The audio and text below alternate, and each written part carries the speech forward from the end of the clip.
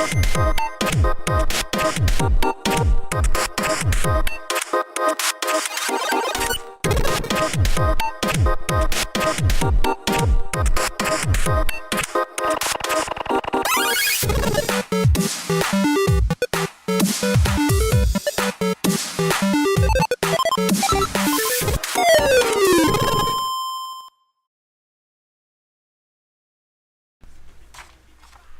while back when I reviewed 4x4 Evo, someone had mentioned the Test Drive Off-Road series to me, or more specific, the game known as Wide Open on PS2.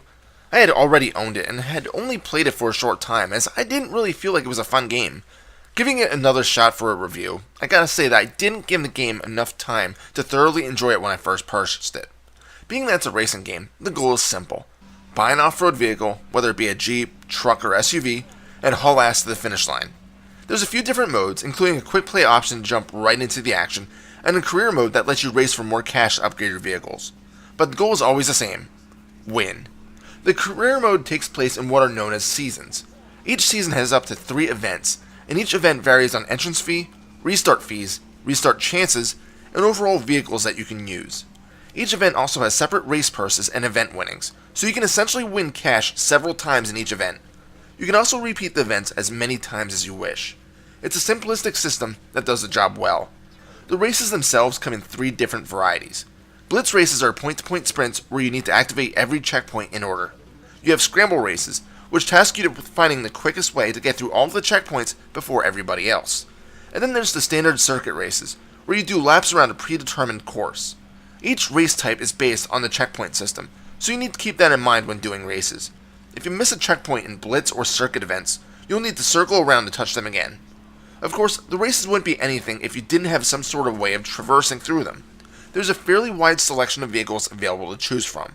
Each one can also be upgraded once you reach a specific season. You can then take these upgraded trucks into previous seasons and completely destroy the opposition if you wanted to make some easy cash. Usually this isn't required, but there are times where you need one category or the other to get through a specific event. Speaking of, there's just 2 categories to choose from: power and speed. Do I really need to elaborate further on this? Just in case the answer to that is yes, power vehicles are able to climb the rugged terrain much easier, whereas the speedy types go vroom quicker. Make sense? I really hope so, because I really don't see a need to keep going on at this point. So how about the tracks themselves? Really, there's only 3 different stages that exist in the game. However, all of the tracks are spread out within these worlds. Each track, however, has one common design. There's a crap ton of hills to drive on. Tracks are never completely flat, and there will be plenty of times where either the speed or power types will have advantages and disadvantages. There are also a few circuits where the roads will split, and you'll be able to choose which path you want to take. Of course, the blitz and scrambles are open as well, and shortcuts are highly encouraged. Just because a route looks well traveled doesn't necessarily mean it's the fastest way. Following your AI opponents is a good start. The AI. Thankfully, it's much more forgiving in this game than the aforementioned 4x4 Evo, but there's still a bit of jankiness to the hitboxes and controls, especially when getting hang time. The game does allow you to hold R1 to try to position your vehicle in a more advantageous landing position. And of course, I must note that if an opponent really wants you out of the way, they have no problems with smacking right into you and turning you around. Thankfully, the game is a bit more lenient with allowing you to catch up, so its quick 180 isn't necessarily the end of the race. Even if you do flub a race, most events allow you to retry a few times. In early seasons, the game gives you more retries and doesn't charge you for them, but in later events, you may have to pay a fee to try a race again. If you run out of retries, the event won't end, but you'll be forced to move on to the next race. This whole system works really well and helps to keep that arcadey feel going.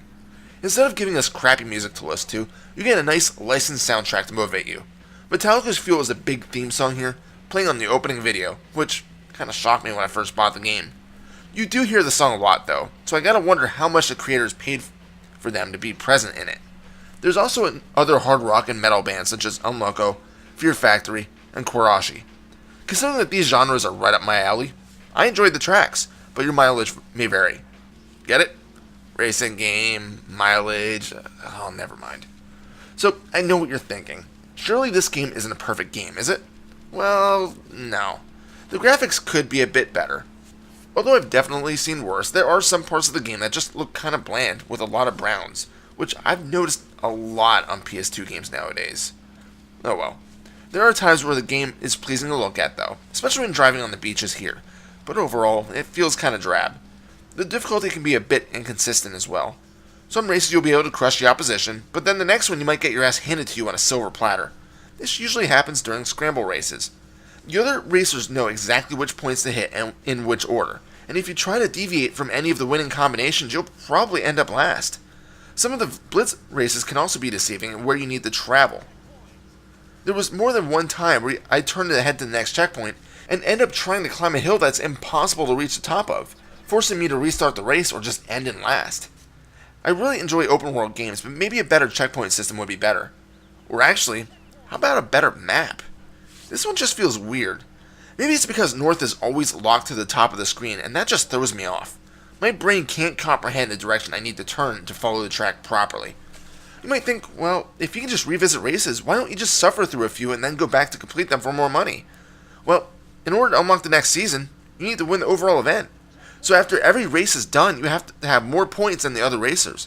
This could pose a problem if you have trouble during one or two races of the season. But then again, practice makes perfect, right? And that's Test Drive Off-Road, wide open. Fun game? Yeah, I'd say so. It's perfect for those gamers that want to play a somewhat open off-road game with an arcade feel. It's definitely not for everyone though, as there are a few pain points I mentioned, such as that stupid map or the uneven challenge level. But even so, it's not an expensive game, so if you see it in the wild and you're a racing game aficionado, pick it up. Final score? 7 out of 10. This is Reaper. Happy fragging.